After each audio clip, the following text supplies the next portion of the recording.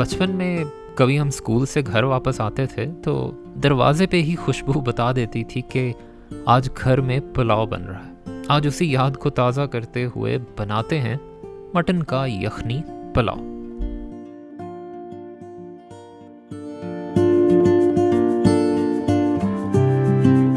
इस यखनी पुलाव को बनाने के 3 मरहले होंगे। पहला मरहला है अच्छे से एज्ड बासमती चावल का इंतज़ाम करना और उनको अच्छी तरह तब तक धोना जब तक उसमें से गुजरने वाला पानी साफ नज़र आने लगे। चावल पकाने से पहले उसको पानी में भिगो के रखना भी ज़रूरी है, कम से कम 30 से 60 मिनट, लेकिन मैं अक्सर चंद घंटे भी छोड़ देता हूँ। ये अमल सिर्फ पुलाव के लिए नहीं बल्कि चावल से बनने वाली किसी भी डिश के लिए अहम है हमारे खानों में। दूसरा मरहला है यखनी बनाने का। यखनी पुलाव की तैयारी करने के लिए आगाज़ हमेशा यखनी से ही करना चाहिए, क्योंकि जितनी देर यखनी पकाई जाएगी उसका रिज़ल्ट उतना बेहतर होगा।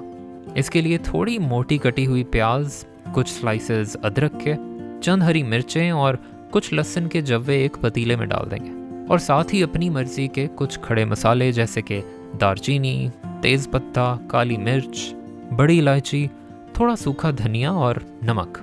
इन अज्जा के साथ यखनी के लिए बकरे का गोश्त जाएगा, जो आप अपनी मर्ज़ी का इस्तेमाल कर सकते हैं। यहाँ थोड़ी हड्डी और थोड़ी चर्बी वाला गोश्त होगा तो फ्लेवर और टेक्सचर के लिए बेहतर है। अरे हाँ, गोश्त के साथ थोड़ी सी धनिए की डंडी भी डाल के देखिएगा, ये यखनी के लिए बहुत अच्छा इंग्रेडिएंट है। अब इस यखनी को चढ़ा देंगे कम से कम 1 घंटे के लिए, जब तक गोश्त पूरी तरह गल जाएगा और यखनी में अच्छा फ्लेवर आना शुरू हो जाएगा। जिसके बाद हम यखनी को गोश्त से अलग कर सकते हैं एक बारीक छलनी की मदद से। इस छलनी का फ़ायदा ये भी है कि हमारे इजाफी खड़े मसाले, ख़ास तौर पे सूखा धनिया, इस यखनी में से निकाला जा सकता है और ऐसे गले हुए गोश्त और यखनी को अलग किया जा सकता है अगले स्टेप के लिए। अब आते हैं तीसरे और आखिरी मरहले पे, जो इस पुलाव की कुकिंग से ताल्लुक़ रखता है। कुकिंग के लिए चाहिए होगा हरी मिर्च, लहसुन और अदरक का एक घुटा हुआ पेस्ट। ये पेस्ट किसी ब्लेंडर में भी बनाया जा सकता है, लेकिन हमने इसको कूट लिया है इस चट्टू बट्टे की मदद से। पुलाव की कुकिंग हमेशा प्याज ब्राउन करने से शुरू होती है, तो उसके लिए प्याज थोड़ा बारीक स्लाइस कर लेना भी ज़रूरी है और उसके साथ ही एक टमाटर भी, अगर आप चाहें तो। टमाटर ज़रूरी नहीं है पुलाव के लिए। अब एक खड़े मसालों का मिक्स पुलाव पकाते हुए भी इस्तेमाल होगा भुनाई के वक्त। आप सोच रहे होंगे, भाई अभी यखनी में तो इतने मसाले डाले थे। देखें, वो मसाले यखनी में बॉयल हुए थे और वो यखनी को एक हल्का सा फ्लेवर देने के लिए थे, लेकिन ये वाले मसाले भुनाई में इस्तेमाल होंगे और क्योंकि ये फ्राई होंगे, इनसे आने वाला फ्लेवर और खुशबू एक अलग दर्जे की होगी। इन मसालों में काली मिर्चें, लौंग, स्टार एनीस यानी बादियान का फूल, बड़ी इलायची, हरी इलायची, ज़ीरा, सौंफ और थोड़ी सी जावित्री के साथ एक तेज़ पत्ता, और यूं तैयार हो जाएगा पुलाव में भूनने वाला मसाला। अब एक पतीले में घी डाल के इसको गर्म किया जाता है, फिर इसमें कटी प्याज डाल के इसको कुछ देर तक तला जाता है। पुलाव की रंगत का इन्हिसार प्याज की रंगत पे होता है। जितना ज़्यादा प्याज तला हुआ होगा उतना ही गहरा रंग पुलाव का आएगा। हम प्याज की रंगत को काफ़ी गहरा सा करेंगे, फिर इसमें हमारे खड़े मसाले चले जाएंगे और चंद सेकंड्स के लिए इन खड़े मसालों को भी फ्राई करना ज़रूरी है।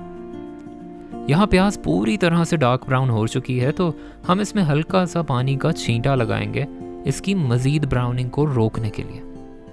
ये पानी डालने से प्याज की क्रिस्पीनेस भी कम हो जाएगी और ये एक भुने मसाले की शक्ल लेना शुरू कर देगा। फिर इसमें जाएगी वो अदरक, लहसुन और हरी मिर्च की पेस्ट, जिसको डाल के हमने इसमें चम्मच चलाते रहना है। साथ ही लाल मिर्च डाल देंगे और फिर टमाटर, और टमाटर के साथ ही थोड़ा नमक। यहाँ नमक बहुत ज़्यादा नहीं डालेंगे क्योंकि यखनी में भी नमक मौजूद है। कुछ देर ढकने से ये टमाटर गल जाएंगे और फिर मसाला अच्छी तरह भूना जाएगा।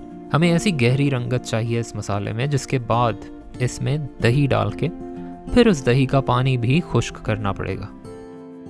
अब इस भुने हुए मसाले में जाएगा हमारा तकरीबन गला हुआ गोश्त। यखनी में से गोश्त को इसीलिए अलग किया गया था ताकि ये गोश्त पहले मसाले में भूना जा सके, वरना उबले हुए गोश्त का पुलाव बन जाएगा और वो पंजाबी स्टाइल खानों की मुकम्मल खिलाफ वर्जी होगी। ये गोश्त आराम आराम से भूना जाएगा, कम से कम 10 मिनट के लिए। उसके बाद इसमें यखनी शामिल करके उबाला आने तक का वेट करेंगे। अच्छा, यहाँ यखनी की मिकदार पे गौर करना ज़रूरी है, क्योंकि ये 3 गिलास चावलों की रेसिपी है, तो इसमें यखनी ज़्यादा से ज़्यादा 6 गिलास तक होनी चाहिए। यहाँ अगर आपकी यखनी कम भी पड़ जाए तो पानी डाल के ये 6 गिलास पूरे किए जा सकते हैं। कम यखनी से भी गुजारा हो सकता है, लेकिन उसमें चावल के कच्चे रहने का ख़तरा होगा अगर आपको चावल पकाने का ज़्यादा एक्सपीरियंस नहीं है। इसी यखनी में उबाला आ जाए तो इसमें चले जाएंगे हमारे भीगे हुए चावल। अब यहाँ टेक्निक कुछ ऐसी है कि दम लगाने से पहले चावलों का ज़्यादा से ज़्यादा पानी सुखा लिया जाए थोड़ी तेज़ आंच पे, और किसी नरम स्पैचुला या पतली सी डोई की मदद से इसको हल्का हल्का हिलाते रहेंगे ताकि ये नीचे ना लग पाए। इससे ये होगा कि चावलों को एब्जॉर्ब करने के लिए काफ़ी सारी यखनी मुयस्सर होगी और इजाफी पानी हवा में एवापोरेट होता जाएगा, और कुछ देर बाद आपके पास ऐसी कंडीशन होगी जिसमें बहुत ज़्यादा पानी नहीं रह जाएगा और चावल तकरीबन 70% तक गल चुके होंगे। इसी वक्त अगर चाहें तो थोड़ा फ्रेश धनिया और पुदीना डाल के इसको दम दे सकते हैं। दम देने के लिए कोई कपड़ा या एल्यूमिनियम फॉयल इस्तेमाल किया जा सकता है इसको अच्छी तरह से सील करने के लिए, और चंद मिनट इसको मीडियम हीट देने के बाद बहुत हल्की आंच पे ढक के रख दिया जाता है 15 से 20 मिनट के दम पे। इन 15 से 20 मिनटों के बाद हीट बंद कर देंगे और इजाफी 10 मिनट के बाद इसका दम खोल सकते हैं। दम खोलते ही इसकी खुशबू हर तरफ फैलना शुरू कर देती है।